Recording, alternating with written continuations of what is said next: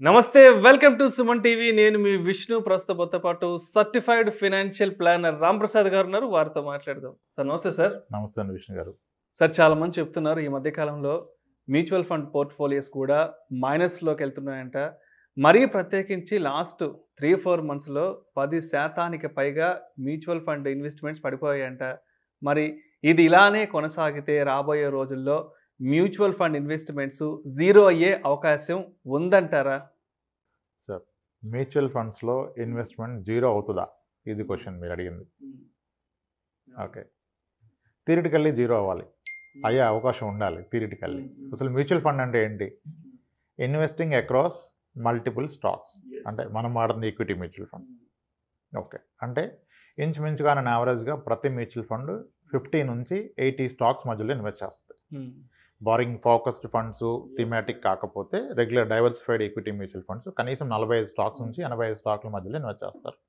Mutual fund zero కావాలంటే ఏం జరగాలి ఇతను ఇన్వెస్ట్ చేసిన 70-80 స్టాక్స్ అనే జీరో అవ్వాలి ఆ 70-80 స్టాక్స్ ఏవి మీరు వాడుతున్న టైటాన్ వాచ్ మీరు వాడుతున్న మారుతి కారు మీరు వాడుతున్న Aashirvaad atta whatever ITC మీ ఎస్ బ్యాంక్ మీ ఎస్బీఐ బ్యాంకు మీ హెచ్డిఎఫ్సి ఐసిఐసి ఇవే కదా అక్కడ ఉన్నాయన్నీ మీ ఇన్ఫోసిస్ టీసీఎస్ ఒక స్టాక్స్ జీరో అవటం అంటే ఏంటి ఆ కంపెనీ ఎగ్జిస్టెన్స్ లేకపోవటం ఒక స్టాక్ జీరో అయిందంటే దాని ఎగ్జిస్టెన్స్ లేదు కదా ఇప్పుడు రిలయన్స్ కమ్యూనికేషన్ జీరో దగ్గరగా వచ్చింది అంటే దాని ఎగ్జిస్టెన్స్ లేదు ఈరోజు అసలు కంపెనీ మనుగడే లేదు అంటే కంపెనీస్ మనుగడ లేకుండా పోతే జీరో అయిపోద్ది ఇలా మనం అనుకున్న కంపెనీస్ అన్నీ మనుగడ లేకుండా పోతే మన మ్యూచువల్ ఫండ్ జీరో అవుతుంది మరి ఇవన్నీ నిజంగా మనుగడ లేకుండా పోతాయా కార్ అనేది లేకుండా ఇంకా అన్నీ మీకు వాచ్ అనేది లేకుండా ఇవన్నీ బ్రాండ్స్ అన్నీ లేకుండా వెళ్ళిపోవాలి కదా అది ఎలా అవుతుంది అది జరిగే పాసిబిలిటీ ఉంటే మ్యూచువల్ ఫండ్ జీరో అవుతుంది అయితే ఇక్కడ క్లియర్గా అర్థం చేసుకున్న విషయం ఏంటంటే ఒక స్టాక్ కెన్ బికమ్ జీరో ఒక స్టాక్ జీరో అవ్వచ్చు ఇప్పుడు డిహెచ్ఎఫ్ఎల్ జీరో అయింది రిలయన్స్ కమ్యూనికేషన్ జీరోకి దగ్గరగా ఉంది ఓకే ఒక స్టాక్ 10 years లోకి వెళ్ళిపోవచ్చు 10 years తర్వాత ఒకప్పుడు ఉన్న దానికన్నా లోకి వెళ్ళచ్చు టాటా మోటార్స్ కూడా ఒకసారి వెళ్ళింది కానీ ఒక మ్యూచువల్ ఫండ్ 10 years లోకి వెళ్ళదు ఒక మ్యూచువల్ ఫండ్ జీరో అవ్వదు ఎందుకంటే మ్యూచువల్ ఫండ్ అనేది కాంబినేషన్ ఆఫ్ 50-60 స్టాక్స్ ఇది ఒక స్టాక్ అయితే జీరో అవుద్ది ఇప్పుడు మీరు ట్రై చేయండి డిహెచ్ఎఫ్ఎల్ జీరో అయింది కదా బై డిహెచ్ఎఫ్ఎల్ అని గూగుల్లో సెర్చ్ చేయండి ఎంతోమంది రికమెండ్ చేశారు డిహెచ్ఎఫ్ఎల్ కొనుక్కోండి మీ డబ్బులు రెట్టింపు అవుద్దని రాకేష్ జుంజున్వాలా గారు కొన్నారు దాని మీద వీడియోలు చేశారు మరి ఆయన గ్రేట్ ఇన్వెస్టర్ ఎంత అనాలిసిస్ ఉందో ఆయన కొన్నాడు అది జీరో అయిపోయింది కానీ ఆయనకి ప్రాబ్లం లేదు ప్రాబ్లం ఆయన పెట్టి 200 కోట్లు పోతే ఆయనకు ప్రాబ్లం కాదు కానీ ఒక రిటైల్ ఇన్వెస్టర్ పెడితే దాంట్లో 2 లక్షలు పెడితే పెరుగుద్దని ఆశతో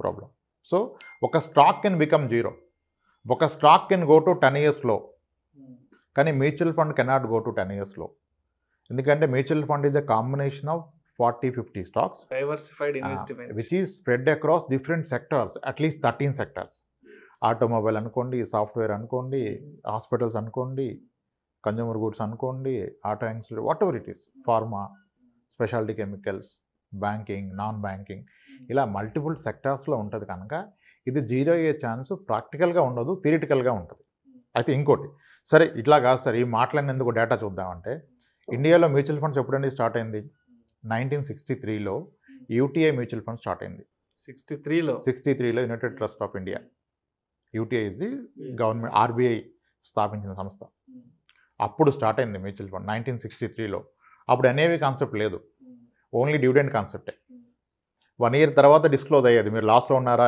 మీ క్యాపిటల్ తగ్గిందా పెరిగిందని అది అలా కాలక్రమంగా 1987 నాటికి పబ్లిక్ సెక్టర్ బ్యాంక్స్ కూడా మ్యూచువల్ ఫండ్ లైసెన్స్లు ఇచ్చారు అప్పుడు మీకు state bank of India mutual fund Canara mutual fund BOB PNB mutual funds వచ్చాయి దాని తర్వాత కొంతకాలం గడిచాక అంత సక్రమంగా నడుస్తుందని చెప్పేసి అప్పుడు మీకు ప్రైవేట్ ప్లేయర్స్ని కూడా మ్యూచువల్ ఫండ్లోకి అలౌ చేశారు దాంతో మనకి ఇంకా అన్నీ వచ్చాయి Tata mutual fund Motilal mutual fund అన్నీ వచ్చేసాయి ఈ కాలక్రమంలో 1963 నుంచి ఈ రోజు వరకు జరిగిన కంప్లీట్ హిస్టరీ చూస్తే జీరో అయిన మ్యూచువల్ ఫండ్ లేదు ఉండే అవకాశం కూడా లేదు కానీ అదే మీరు స్టాక్స్లో జీరో అయినాయి కోకోలలు ఒకప్పుడు టాప్ మోస్ట్ స్టాక్స్ జీరో అయిపోయినాయి సో కాబట్టి మ్యూచువల్ ఫండ్ని మీరు పూర్తిగా నమ్ముకోవచ్చు జీరో అయ్యే అవకాశం లేదు గోల్డ్ జీరో అవుతుందా గోల్డ్ ప్రైస్ జీరో అవుతుందా, బంగారం జీరో అవుతుందా వాల్యూ? అవదు కదా. అలానే మ్యూచువల్ ఫండ్ కూడా జీరో అవ్వదు. మ్యూచువల్ ఫండ్ జీరో అయ్యే పరిస్థితి వస్తే మీ బంగారం వాల్యూ జీరో అవుతుంది. దానికి దీనికి లింక్ ఏంటి అంటే, ఇప్పుడు నేను ఒక ఎగ్జాంపుల్ చెప్తాను. 2012 మే 17th రోజు కనుక మీరు చూసినట్లయితే gold price 3000 rupees 2012 per gram. మీరు గూగుల్ చేస్తే ఈరోజు అరౌండ్ 10 years బ్యాక్ 3000 రూపీస్. మరి అదే గోల్డ్ ప్రైస్ మళ్ళీ 2016లో చూస్తే అదే 3000 కన్నా బిలో ఉంది, 2600కి వెళ్ళిపోయింది. 2017 కల్లా 3000కి వచ్చింది. అంటే 2012లో బంగారం కొన్న వ్యక్తి 2016 వరకు కూడా అతనికి లాభాలు లేవు. అమ్మితే, అమ్మకుండా ఉంటే నష్టాలు కూడా లేవు. నిజానికి అమ్మితే లాభాలు లేవు. కానీ 2007లో 3000కి వచ్చింది, 2017లో 3000కి వచ్చింది. అక్కడ నుంచి ర్యాలీ నడిచింది, ఇప్పుడు 5200కి వచ్చింది. అంటే బంగారం కొన్న వ్యక్తి 4 ఏళ్ల పాటు పేషెన్స్గా వెయిట్ చేశాడుగా జీరో రిటర్న్లో. అదే పేషెన్స్ కనుక మీరు మ్యూచువల్ ఫండ్కి చూపిస్తే మ్యూచువల్ ఫండ్స్లో మీరు డబ్బు కోల్పోయే అవకాశమే ఉండదు. ఇక్కడ నేను ప్రాక్టికల్గా అబ్జర్వ్ చేసింది ఏంటంటే, చాలామంది 10 ఏళ్ల క్రితమే మ్యూచువల్ ఫండ్లో ఇన్వెస్ట్మెంట్ స్టార్ట్ చేశారు. అయినప్పటికీ ఈ రోజుకి వెల్త్ క్రియేట్ అవ్వాల. ఎందుకు అవ్వలేదంటే, ఎస్ మ్యూచువల్ ఫండ్ రిటర్న్ ఇచ్చింది కానీ ఇన్వెస్టర్ రిటర్న్ తీసుకోలేదు.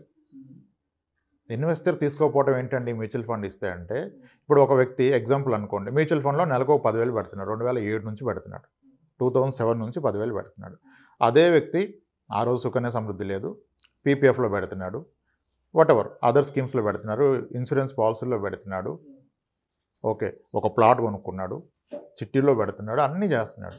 కానీ ఎప్పుడు ఇతనికి అత్యవసరం వచ్చినా లిక్విడిటీ అనేది ఒక్క మ్యూచువల్ ఫండ్లోనే అవైలబుల్ ఉంది కదా, ఇంకెక్కడా లేదు కదా. కాబట్టి ప్రతి అవసరానికి మ్యూచువల్ ఫండ్ డబ్బుల్లో తీసాడు. ఇతనికి అవసరం వచ్చినా, ఇతని ఫ్రెండ్కి అవసరం వచ్చినా, ఇతని సిబ్లింగ్స్ ఎవరికైనా అవసరం పడ్డా, ఆగు నేను చూస్తాను, మన దగ్గర ఉన్నాయి, అక్కడ వస్తాయని చెప్పి తీశారు. అంటే అతను ఎందుకు పెట్టాడో తెలియదు. ప్రతి అవసరానికి ఇక్కడ తీస్తే డబ్బేలా పెరుగుతుంది ఉంటే కదా. ఇప్పుడు మీరు నిపాన్ ఇండియా గ్రోత్ ఫండ్ 22% పెరిగిందని చెప్తున్నాం 27 yearsలో. మరి ఆ 22% తీసుకుంది ఎవరు? ఆ 25 years ఉన్నతను కదా. కానీ ఎవరున్నారు? సో లిక్విడిటీ ఎంత బెనిఫిటో అలాగే అది అంత డేంజరస్ కూడా. ఈ ఇన్వెస్టర్ కనుక ఆ పేషెన్స్, ఆబ్జెక్టివ్ అనేది తెలవకపోతే మ్యూచువల్ ఫండ్స్ రిటర్న్ అవ్వవు. మీకు విషయం తెలిస్తేనే రిటర్న్ ఇస్తాయి. మీరు ఎందుకు పెట్టారో తెలిస్తే రిటర్న్ ఇస్తాయి. జీరో అయ్యే అవకాశం అయితే ఏ విధంగానూ లేదు. థియరిటికల్లీ చెప్పొచ్చు, ఉంది కదా సార్ 50 కంపెనీలు జీరో అయిపోతాయి అంటే 50 కంపెనీలు జీరో అయిపోతే ప్రపంచం జీరో అయిపోతుంది.